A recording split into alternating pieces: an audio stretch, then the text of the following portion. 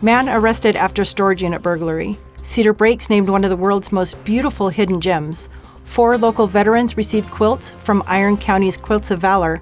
And don't forget, we now have your local weather forecast coming up with highs, lows, and everything you need to know for the week ahead. You're watching St. George News at 5, brought to you by our studio sponsor, We Win Injury Law. Good afternoon, I'm Christy Langenheim. A Washington City man, 45-year-old Cody Kent Bess, was arrested last week on federal weapon charges following a police raid at his home. The arrest, carried out by a specialized criminal apprehension team, followed a storage unit burglary on August 22nd. Bess faces multiple felonies, including possession of firearms by a restricted person, drug distribution, and burglary. During the search of his home, authorities recovered stolen property, guns, and illegal drugs. Bess, previously released on bond, is due for a court hearing in November. Cedar Breaks National Monument has been recognized as one of the 13 most beautiful places on Earth you've never heard of by Outdoor Magazine, a prestigious honor highlighting its stunning natural features and unique geological history. Here's Stephanie DeGraw with the full story. Cedar Breaks National Monument is on the list of Outdoor Magazine's 13 most beautiful places on Earth you've never heard of. Kathleen Gonder, superintendent of Cedar Breaks National Monument, said the new visitor contact station has increased the numbers of visitors stopping in, as well as increasing the fee collection and sales at the park. Thanks, Stephanie. Now we'll take a look at your local weather forecast brought to you by Casablanca Resort and Casino. In St. George, currently it's a warm 95 degrees with a low tonight expected to drop to 64. Tomorrow, look for a sunny day with a high of 99 and a low of 66. Moving over to Mesquite, it's a hot 101 degrees right now. Tonight's low will settle around 70 degrees. Tomorrow, expect an even hotter day with temperatures reaching 104 and a low of 76. Lastly, in Cedar City, it's a cooler 82 degrees at the moment. Tonight, temperatures will dip to 55. Tomorrow, you can anticipate sunny skies with a high of 87 and another low of 55. Now, we'll head to Tyler Todd for your weekly injury law review. Hi, I'm Tyler with We Win Injury Law. If you're injured while on the job, it's important to know your rights. First, report the injury to your employer as soon as possible. Timely reporting is crucial for your claim. Seek medical attention and keep detailed records of your treatment and recovery.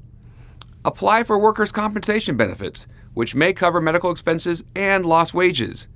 If your employer disputes your claim or you're not receiving adequate benefits, consider consulting with an injury lawyer.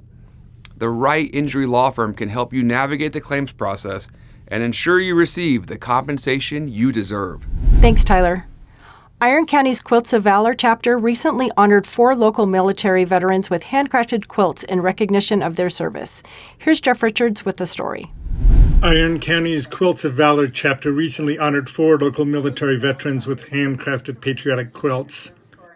Retired Sergeant Tris Coleman, who served in the Marines during the Vietnam War, received his quilt on September 9th.